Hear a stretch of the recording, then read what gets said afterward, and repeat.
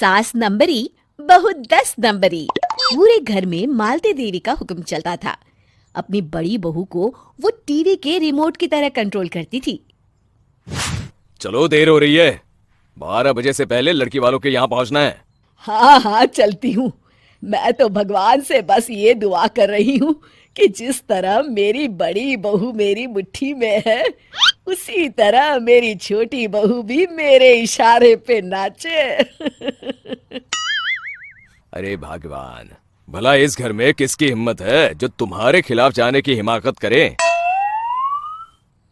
इस तरह मालती देवी अपने छोटे बेटे की भी शादी कर देती हैं।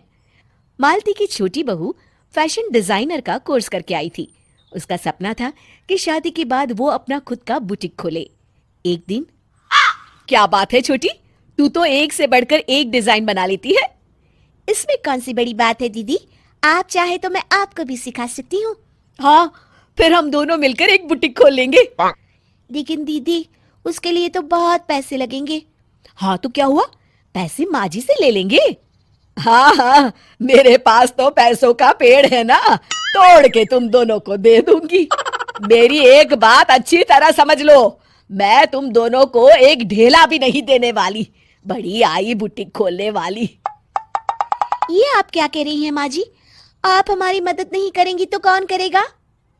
अरे अगर बुटीक खोलने का इतना ही शौक है तो अपने माँ बाप से पैसे क्यों नहीं मांग लेती? मेरे पैसों पर क्यों आंख गड़ाए बैठी हो तुम दोनों? इस तरह अपने इरादे स्पष्ट करके मालती देवी वहां से चली जाती है। अरे ये क्या दीदी, माँ जी तो साफ मुकर गई। अब हम क्या करेंगे? तू चिंता मत कर, बुटीक तो खुल के ही रहेगा। कहते हैं कि घी जब सीधी उंगली से नहीं निकलता तो उसे उंगली टेढ़ी करके निकालना चाहिए। माँ जी अपने आप को समझती क्या है? पूरी सोसाइटी जानती है कि माँ जी ने अपनी सास को घर से निकालकर उनकी दौलत पर कब्जा कर लिया है। हाँ दीदी, अब तो जैसे को तैसा करना पड़ेगा। फिर दोनों बहुएं मिलकर एक साजिश रचती हैं।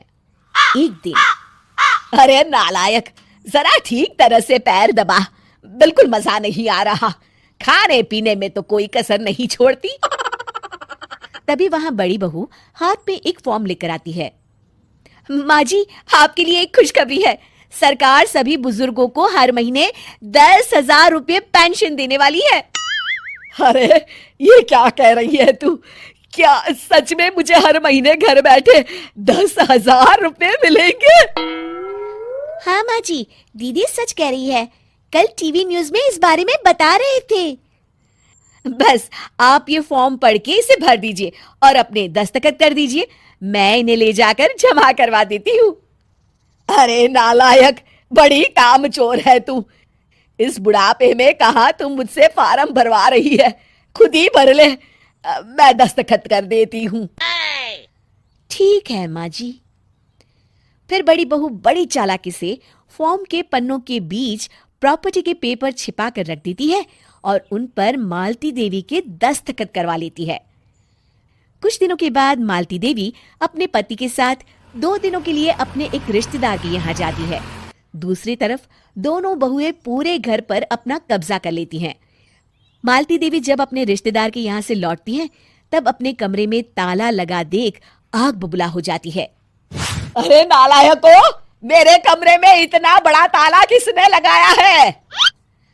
माँ जी, ये कमरा तो मैंने अपने बेटे रोहन को दे दिया है और आज से आप बाहर कोने में जो छोटा कमरा बना है ना, वहां रहेंगी।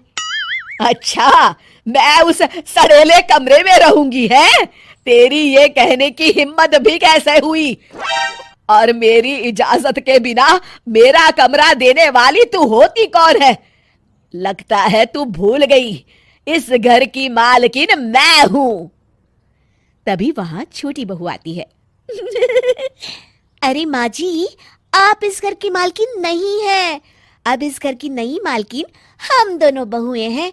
ये देखिए, इन प्रॉपर्टी के पेपर पर आप ही के दस्तखत है। अरे भाग्यवान, ये तुमने क्या कर दिया? दस्तखत करने से पहले एक बार ठीक से पढ़ तो लेती। अरे लेकिन मेरी बहुएं मेरे साथ ऐसा कैसे कर सकती है? अरे तो इसमें कौन सी अचरज की बात है? तुमने भी तो अपनी सास को घर से बाहर निकाल दिया था। टूटा फूटा ही सही, शुक्र करो कि इन दोनों ने कम से कम हमें रहने के लिए कमरा तो दिया। तुमने तो अपनी सास को वो भी नहीं दिया था। आज समझ में आया, जैसी करनी वैसी भरनी।